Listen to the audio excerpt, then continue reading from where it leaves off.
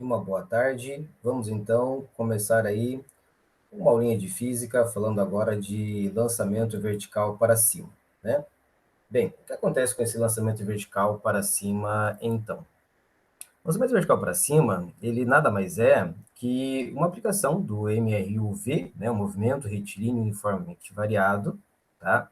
Aplicado a um objeto, então, né, como o nome propriamente diz, vai ser jogado para o alto.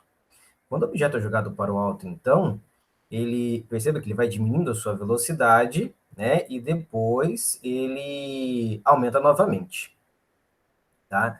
Então, nessa descrição do movimento aí, nós colocamos, né, várias informações, posição, velocidade, aceleração, aí também os gráficos.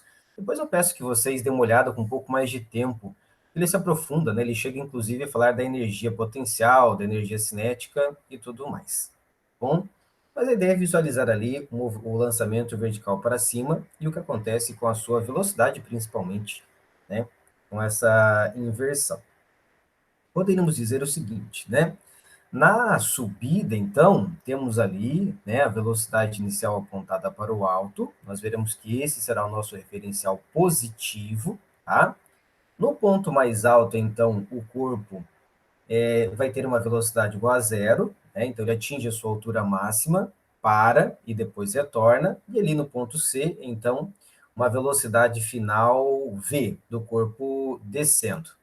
Bem, como eu disse para vocês, um referencial positivo ele é para cima. Então, quando esse corpo ele está subindo, nós temos um movimento que é progressivo, só que ele é retardado.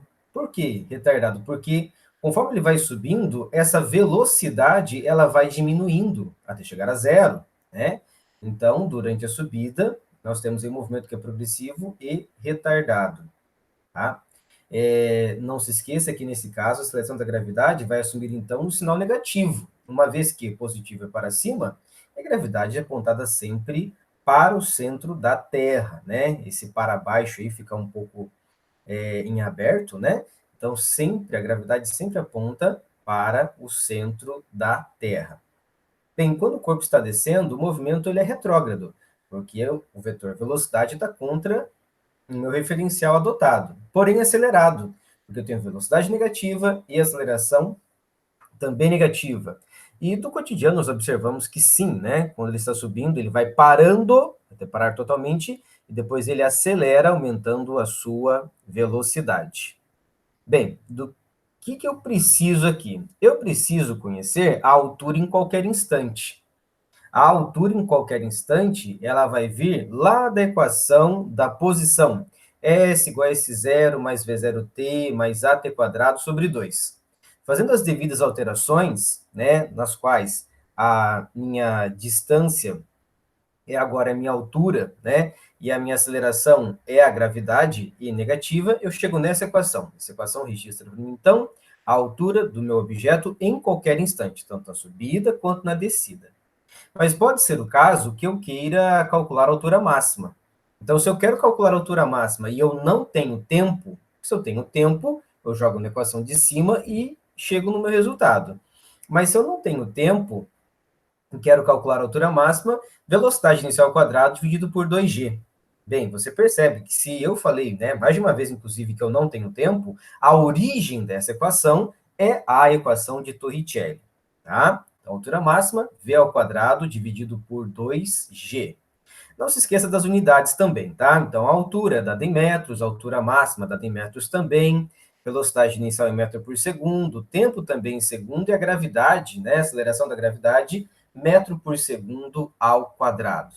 Bem, quais outras coisas eu quero saber nesse tipo de movimento? Eu também quero saber o que acontece com a velocidade. Então, a velocidade, há uma velocidade inicial, tá? Diferente de zero. Lá no ponto mais alto da trajetória, a velocidade é igual a zero. E depois, quando ele retorna, né, um instante antes de tocar o solo, a velocidade final é igual à velocidade do início, pelo menos em módulo. Tá? Em módulo, né, os vetores são diferentes, mas o módulo ele é o mesmo.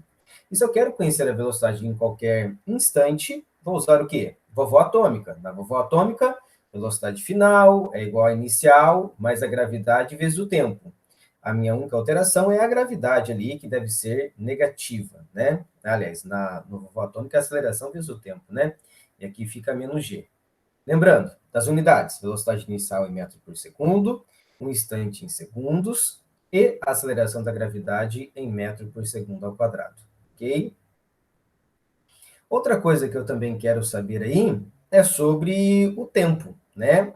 O tempo de subida e o tempo de queda. Então, ao lançar um objeto para o alto, né, você, professor, mas o tempo de subida é mesmo igual ao tempo de queda? Bem, quando nós falamos de um movimento no vácuo, desconsiderando a resistência do ar, isso é verdadeiro.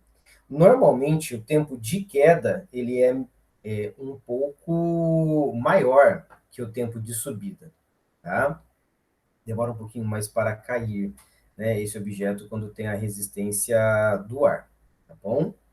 Então, o tempo de subida também vem da vovó atômica, tá? É igual à velocidade inicial dividido pela gravidade, e o tempo de voo vai ser o quê? 2 vezes o tempo de subida, obviamente, tá? Quando falamos desse tipo de situação, tá? Situação aí do lançamento vertical para cima, nós estamos pensando em quê? Um jogador de vôlei que joga uma bola para o alto, mesmo chute em uma bola, tá? Pode ser um tiro para o alto também, né? Um tiro que para o alto, ele vai sair a 700 km por hora, vai voltar a 200 km por hora, mais ou menos. Então, o tiro para o alto, ele nunca é inofensivo, né? Ele sempre vai voltar de alguma forma, e nessa volta pode causar alguma coisa. Mas lançamento vertical, resumindo, é isso. É jogar um objeto para cima, é um MRUV. Ok, pessoal? Então, essa é a nossa aula, tá? Sobre lançamento vertical para cima, ela é bastante simples.